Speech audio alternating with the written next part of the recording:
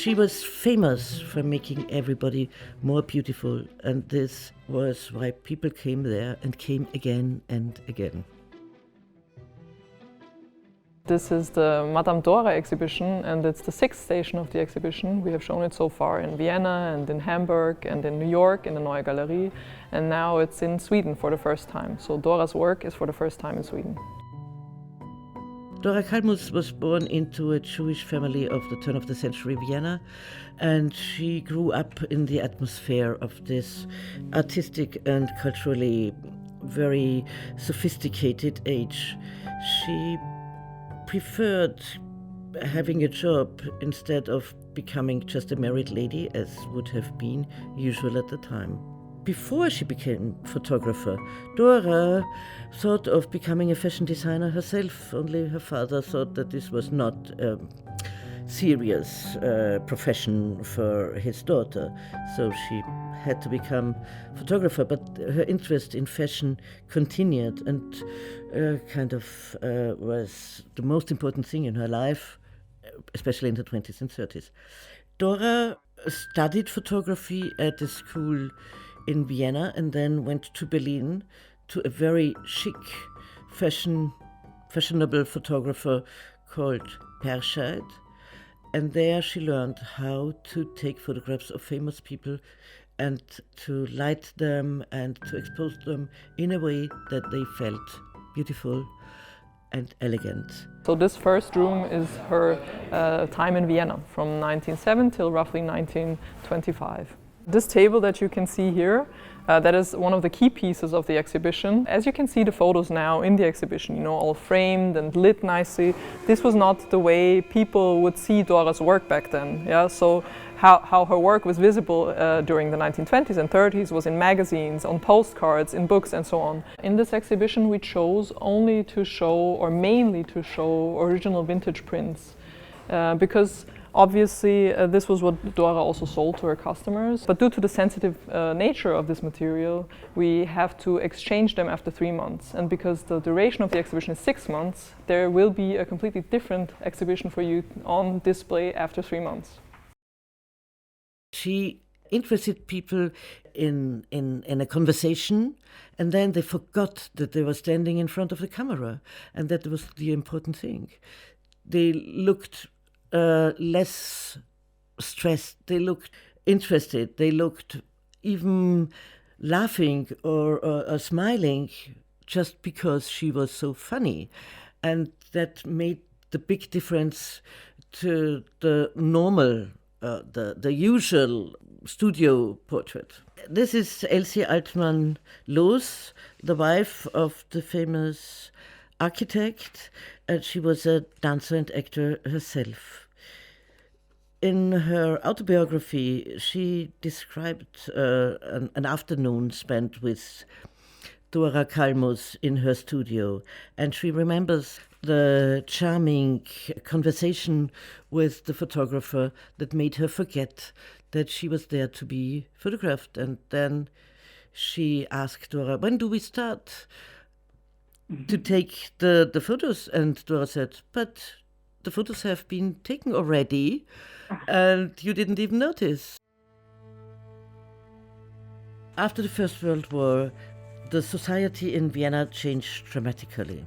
Vienna, now only capital of a very small state, instead of the metropolis of one of the largest empires in the world.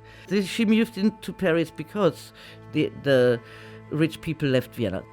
But on the other hand, there was a new clientele that would come to Dora, and these were the actors. Dora's work before and after the war after the Second World War is quite different. So because she was Jewish, she was living at the time in Paris in 1938, and she had to stop working. She had to sell her studio, and she had to go into hiding, not to be prosecuted by the Nazis. And when she came back, her work completely changed, and this is what we want to show in this room. It's a big contrast between fashion photography and what she later did. What is not very well known is the fact that in Vichy France, Jews could survive. When she was in Ardèche, she did not take photographs, but she wrote autobiographic texts and a kind of diary where she tried to figure out what could have happened with her sister, of whom she had not heard anything since 2 years then. Dora's big final work, as she called it herself, was the Slaughterhouse series. So between roughly 1947 and 1957, she visited many Parisian slaughterhouses and took photos there of slaughtered animals.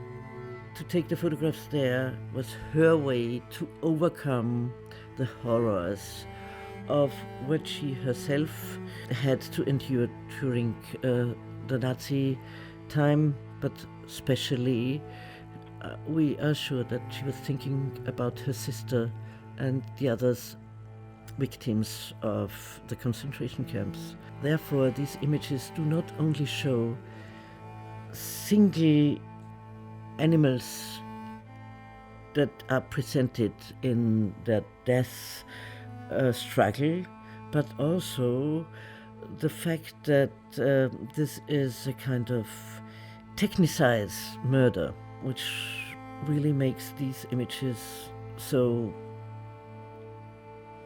incredibly touching and, on the other hand, shocking. So, in 1945, Dora goes back to Paris.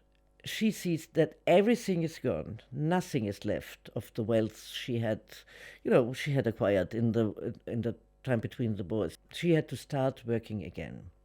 She was now 64 years old.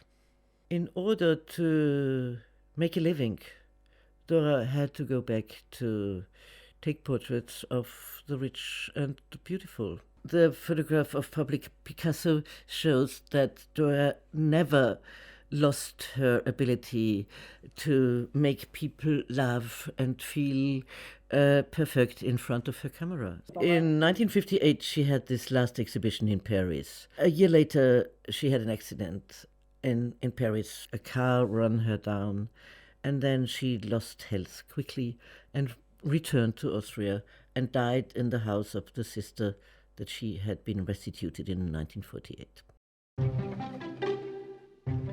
So Dora's career is spanning over history in a way, yes. And so there's many levels in this exhibition, yeah. You have history, you have biography, and very interesting biography.